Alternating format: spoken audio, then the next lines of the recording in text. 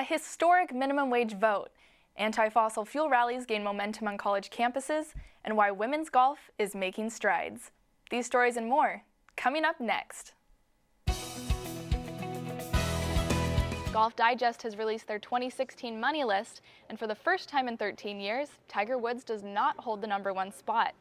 The highest paid golfer is now world #1, Jordan Spieth. People can visit the designated spots to see the Space Needle like never before. Take a look at this app. You won't be able to see the $123 million building on campus. Where is it? Underground. Summer is a prime opportunity for college students to make a little money before the school year starts. But for these college camp counselors at Rider Gymnastics, that summer paycheck might not be coming. What happens when you take a sport that's losing interest, like golf, and combine it with a sport that's gaining in popularity, like soccer? The ballots are counted and the races are shaping up. Why one controversial campaign is filled with name-calling and shoving matches. Barbara Coffin believes that life is about choices. Tomorrow, she'll make her final choice, ending her life and 12-year battle with ovarian cancer. If you know anything about the Boeing Classic, you know that it's famous for playoffs, and that's exactly what happened today between Scott Dunlap and Mark Brooks.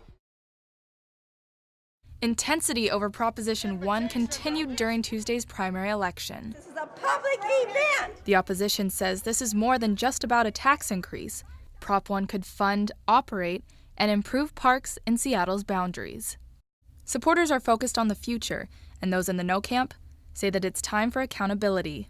Care of what we have, and we give the future generations well cared for and well maintained parks and recreation facilities. I'm really hoping that the City Council and the Mayor are listening to us.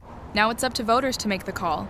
If Proposition 1 passes, $48 million will be dedicated to parks each year.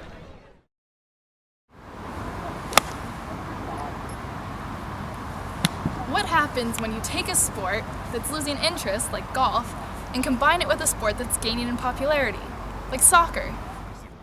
The sport originated in Europe, but has recently seen an enormous streak of popularity in North and South America. There are already 10 foot golf courses in Washington, including Jefferson Park on Beacon Hill. Soccer players really find difficult about the game is that they're used to playing on a flat surface, and we're anything but flat. The basics and rules are identical to golf. Get the ball into the oversized hole in as few kicks as possible.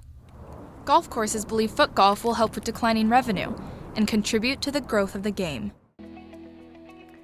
Seattle saw a historic day as Mayor Ed Murray signed into law a new wage plan. The plan was created to eliminate widening income inequality in the city. Seattle's current wage is $9.32 per hour, but will climb to $15 an hour for all workers over the next several years, making it the highest wage in the country. Under the terms of the new plan, businesses with fewer than 500 workers will have to raise wages to a minimum of $15 per hour over the next 7 years. The Seattle movement stems from a similar cause that took place last November in SeaTac. In January, a ballot measure known as Proposition 1 set a $15 wage for an estimated 6,000 airport and hotel workers in SeaTac, Washington, a suburb south of Seattle. Since then, SeaTac $15 minimum wage has not created what some would fear to be a large chain reaction of lost jobs and higher prices.